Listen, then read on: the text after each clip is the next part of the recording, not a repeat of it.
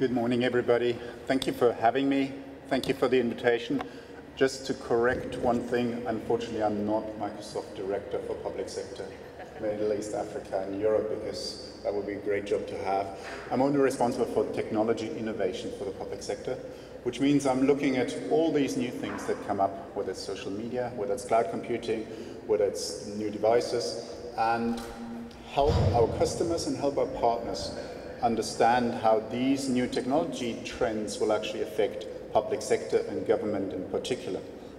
So, as we have heard in the morning, e-government is not a new thing. E-government has been here for decades, and what has come out of the various presentations is really that common understanding that e-government tends to have started in a back office, and this slide basically illustrates that. It started in the back office. It started with a government-centric view of improving processes, of automating processes, then take a switch towards a more front office, citizen-oriented move where governments started to think about the interaction between citizens and agencies.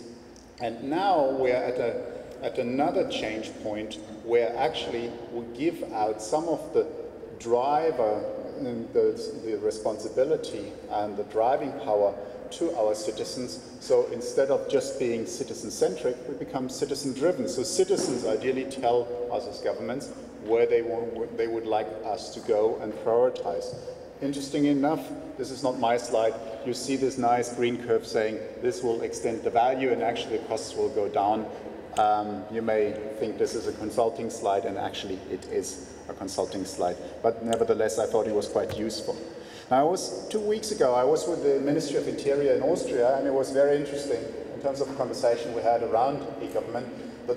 Some people in the Ministry of Interior in Austria said e-government has been a failure. And I asked them, why was e-government a failure? So they quoted a project around electronic tax declarations. So they spent a huge amount of money to enable electronic tax declarations to be handed in at the beginning of the year.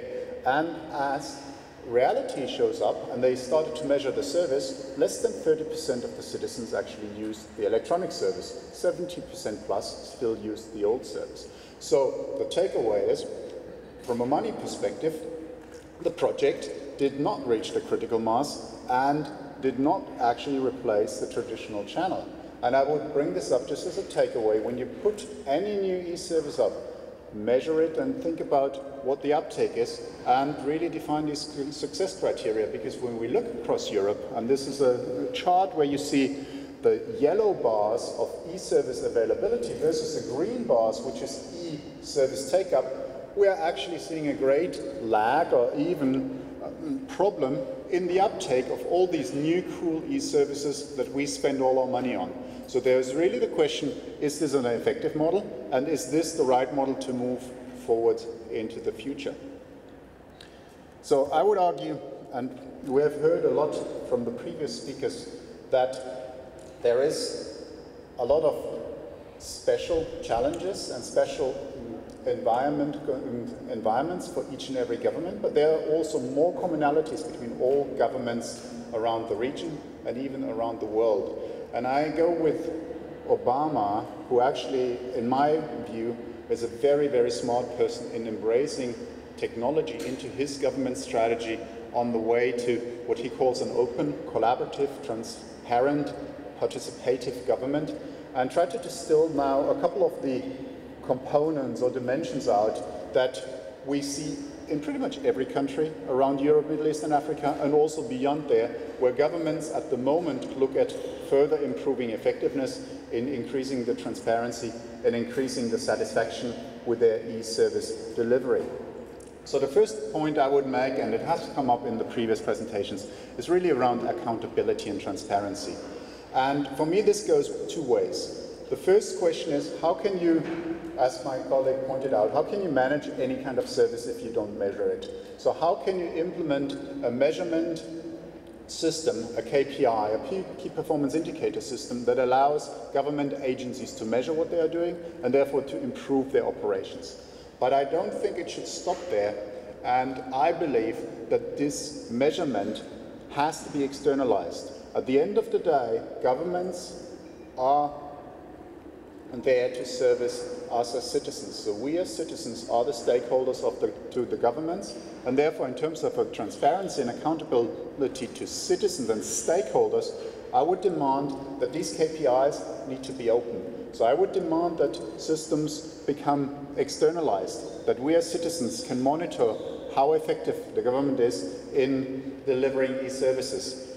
And this has, for example, happened. I'm showing here a slide from the US administration around the recovery funds after the financial crisis. They externalized all the measurement of the take-up of these recovery funds and how they are actually used. Great transparency, great build of trust, and at the same time, and by the way, we are now implementing these kinds of systems in Ireland, Austria, and other European countries. There's a great ROI because evidence shows that if you have a financial program from the EU or from any kind of government, money typically is left on the table and not even incorporated into the projects. So a tool like that can help regional governments, can help local agencies, specific agencies, to make sure that they get the money that is available and therefore actually utilize money that otherwise will be deployed somewhere else. So transparency, KPIs, both internal and external, are extremely important. The second dimension is really e-service delivery and that whole question of automation. I think we still have a long way to go. It is great to hear from Singapore that they have the luxury of not having rural population. I was in South Africa last week and we discussed the problem of the last mile where they don't even have a proper broadband network. But sharing services, bringing them into a government data center is a huge opportunity now to deliver cost-effective services that can be taken by municipalities, by smaller entities. And I would also argue not to stop there, but also to think very hard whether these services do also make sense to be delivered to small and medium enterprises. So you can bridge it out between the public sector and the private sector and use these shared service infrastructures to really help to boost your local private sector economy.